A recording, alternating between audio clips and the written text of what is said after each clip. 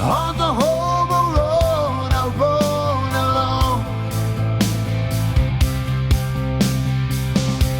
Stars above that I follow. Welcome back, my tarp-toting titans of tenacity, my pack-pulling prophets of paradox, my campfire comedians of collapse. Hobo Yeti here, broadcasting from the world's most affordable gated community, the tree line. Today we're tackling a question no financial advisor will touch with a 10-foot selfie stick. Is homelessness the new retirement plan? Because it turns out the American dream now comes with a nylon roof and a raccoon roommate. Some people call it alternative living. I call it the world's longest camping trip without the s'mores. So before you start pricing tents like condos, let's take a look at the fine print of this unintentional lifestyle upgrade. It's got all the hallmarks of freedom, back pain, bugs, and breathtaking disillusionment. Let's get philosophical, sarcastic, and slightly damp. 1. Mobility sounds noble until you realize it's just walking with purpose and pain. When you're young, movement feels like freedom. When you're older, it feels like punishment. Each grocery run turns into a miniature odyssey of questionable joints and overconfident decisions. You're hauling 10 pounds of gear, a gallon of water, and a lifetime of bad financial advice uphill. Electric bikes look tempting until you remember physics still applies, and batteries die faster than your faith in the system. The upside? You'll never need a gym membership again. Gravity's already on retainer. Every step becomes a negotiation between ambition and arthritis. Retirement brochures never mention how much freedom limps. 2. Ability. Your body used to be a temple. Now it's a creaky Airbnb that forgot to renew its lease. Living outside will remind you just how many muscles you never thanked properly. Standing up becomes a performance art piece titled Gravity Wins Again. You don't get tired. You accumulate fatigue like frequent flyer miles. Out here, you discover new ways to ache, new reasons to stretch, and new curse words for your knees. But ability isn't strength anymore. It's adaptation. Can you lift your tarp one-handed while balancing on a root and swatting mosquitoes? Then congratulations. You're an athlete in the Senior Survival Olympics. The gold medal is not dying today. The silver medal is laughing about it tomorrow. 3. Location. Location, location, location. They say that's what matters most. Funny how realtors never mention within hiking distance of potable water. You become your own urban planner, weighing privacy against practicality, shade against cell signal, invisibility against safety, camp too close to civilization, and your scenery for joggers with podcasts, too far out, and you're auditioning for a true crime documentary.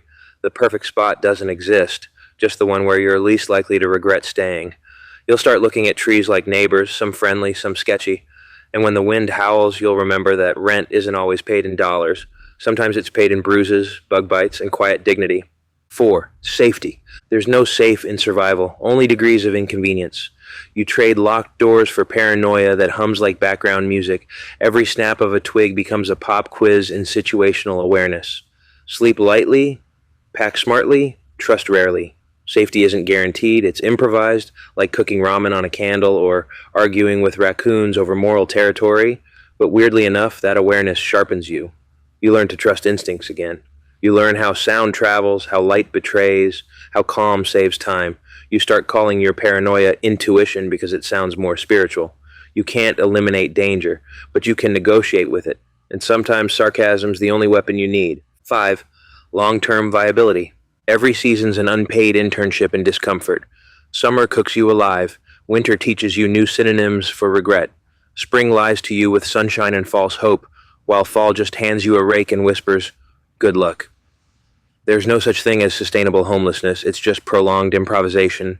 You can do everything right and still lose the weather lottery. Gear degrades, tarps rip, your body protests, and suddenly minimalism feels less like philosophy and more like penance. The long-term plan, there isn't one. There's just, today wasn't fatal. You start grading life on a curve, food, dry gear, working lighter.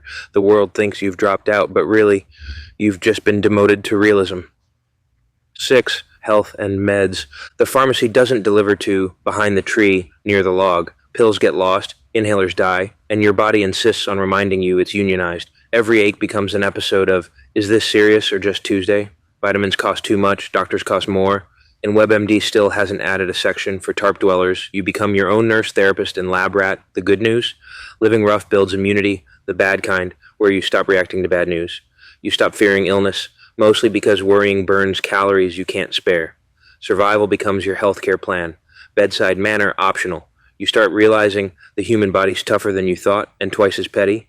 7. Finances. Money out here doesn't stretch, it evaporates. You think living outdoors is cheap until your gear gets stolen, soaked, or eaten by optimism.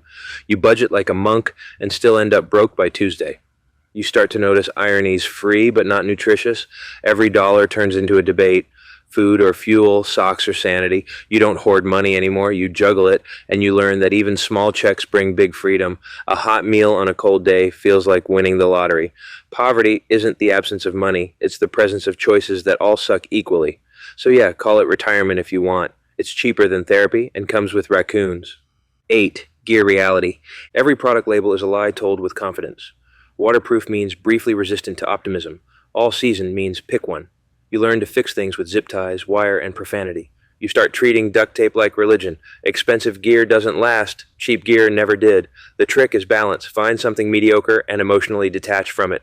Because the wilderness has a return policy. Everything breaks eventually. Your tent becomes your therapist, your pack your partner, your sleeping bag, your coffin of comfort. Gear envy is pointless. The best stuff you own is still temporary. And that's the punchline life keeps repeating. Adaptation isn't gear, it's grit wrapped in sarcasm. 9. Aging factor. Aging outdoors is like watching time and fast forward while your joints narrate. 1 year out here equals 5 in human suffering.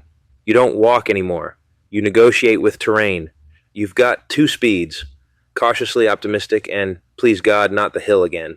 The mirror becomes optional equipment. But here's the paradox. While your body weakens, your tolerance for nonsense skyrockets. You stop chasing status, stop apologizing, stop pretending. You become distilled, sharper, funnier. Aging turns into rebellion. Out here, every wrinkle's a credential. You didn't survive this long because you're tough. You survived because you're stubborn and sarcastic enough to keep laughing about it. 10 exit plan. The trap isn't homelessness, it's getting used to it. You tell yourself it's temporary, but time slips by like rain through a tarp seam. Routine sneaks in wearing comfort's face. Suddenly the world beyond feels foreign, too loud, too judgmental. The system pushes you out, then scolds you for not coming back. The longer you stay, the harder the exit. Freedom turns to inertia, survival to stagnation. So if you've still got a way out, guard it. Keep it scribbled somewhere dry, where memory can't rot it away, because the truth is even freedom can become a cage when you forget to keep moving, and standing still out here is just practicing for the end. Okay, so that's homelessness as a retirement plan. Not the golden years, more like the rusted ones. Still, there's a weird beauty in the absurdity. You stop worrying about fitting in because there's nowhere left to fit. Life gets stripped down to motion, memory, and gallows humor. And maybe that's enough. Maybe surviving with a smirk is the last act of defiance left. I hope your road is a good one, and if you're homeless, I hope it doesn't suck for you. And remember, peace isn't a place. It's what's left when you stop pretending you had control. Take care.